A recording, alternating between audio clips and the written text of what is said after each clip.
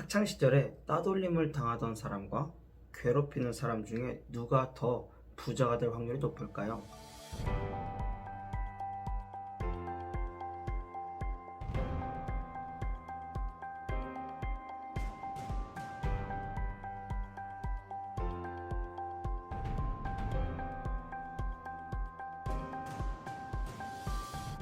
안녕하십니까. 열망하는 평안입니다.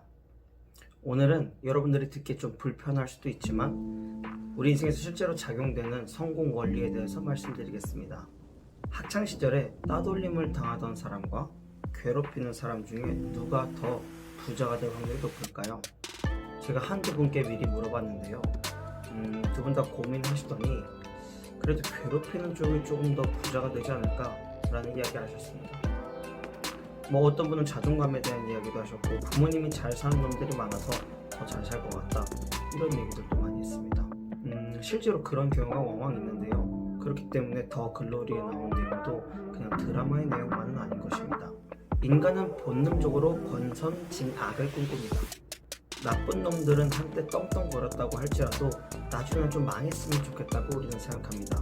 왜 당당하고 왜 더 돈도 잘 벌고 해야 되는지 우리는 받아들일 수 없습니다.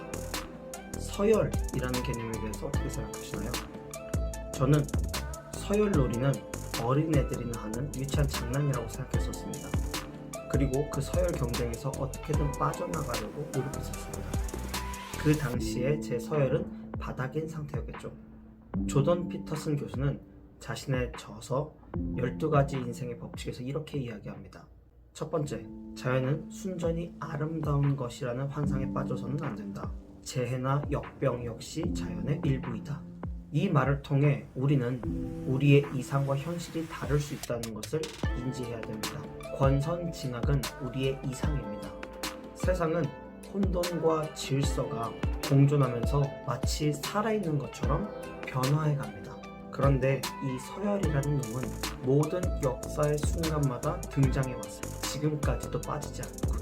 가장 오래된 시스템이자 자연의 섭리 그 자체라는 거죠. 두 번째, 서열 구조 상위 집단은 세로토닌 수치가 높고 질병과 고통을 겪을 확률이 낮으며 수명도 길다.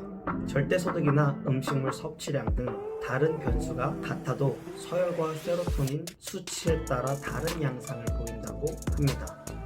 이 세로토닌이라는 물질은 신경 전달 물질인데 행복 물질이라고도 불립니다. 우리를 격정적이게 하는 엔도르핀이나 노르아드레날린 같은 호르몬을 적절히 조율해서 스트레스, 고민, 갈등, 잡념 등을 완화시킨다고 합니다.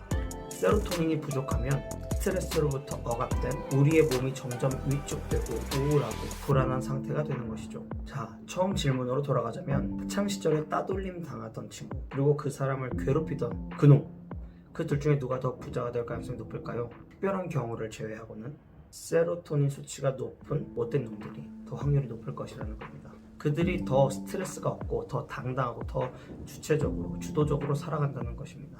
실제로 피해자들은 세로토닌이 떨어진 상태이기 때문에 도리어 죄책감을 느끼기도 하고 우울하고 위축되는 삶을 살게 되는 것입니다.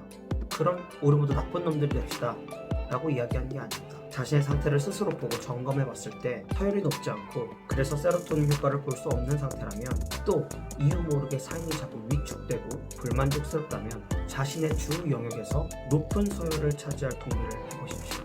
누군가 끌어내리는 것은 역효과가 있을 수 있습니다. 옛날 할아버지들이 얘기하던 것처럼 빡세게 일하고 대인관계도 잘 유지하고 자기관리도 해서 매력도 쌓아가면서 스스로에게 반할 만한 삶을 한번 살아보는 게 어떨까요?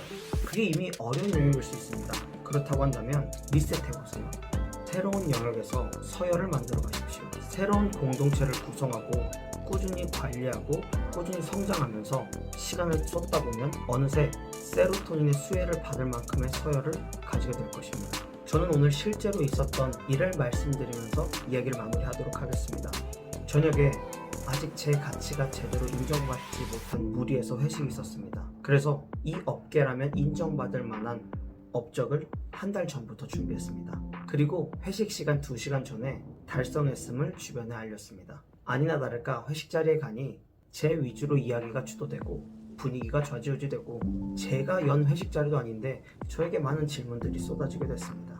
많은 사람들 입에서는 아, 저 사람 재밌네, 저 사람 좋네, 저 사람 유쾌하네, 저러니까 일을 잘하지 라는 소리를 듣게 되었습니다. 여러분, 이게 인생 성공의 작은 방법이 될 수가 있습니다.